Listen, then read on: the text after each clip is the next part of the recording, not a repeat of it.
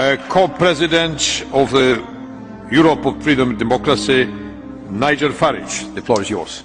Well, here we are, on the edge of a financial and social disaster, and in the room today we have the four men who were supposed to be responsible.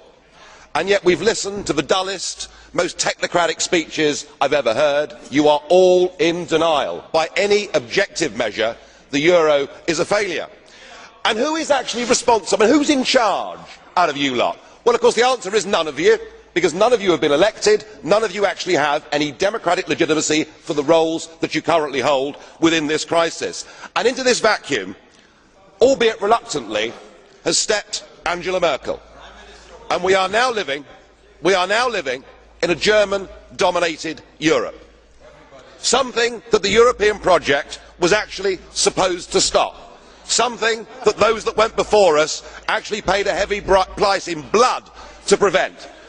I don't want to live in a German-dominated Europe, and nor do the citizens of Europe. But you guys have played a role, because when Mr Papandreou got up and used the word referendum, or Mr Rehn, you described it as a breach of confidence, and your friends here got together like a pack of hyenas, rounded on Papandreou, had him removed and replaced by a puppet government. What an absolutely disgusting spectacle that was. And not satisfied with that, you decided that Berlusconi had to go.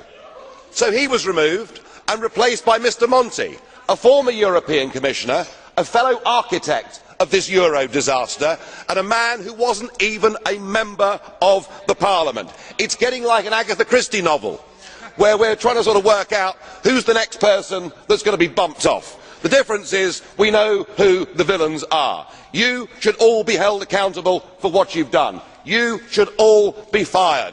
And I have to say, Mr Van Rompuy, 18 months ago when we first met, I was wrong about you. I said you'd be the quiet assassin of nation-state democracy, but you're not anymore. You're rather noisy about it, aren't you? You, an unelected man, went to Italy and said this is not the time for elections, but the time for actions. What in God's name gives you the right to say that to the Italian people? Thank you. Then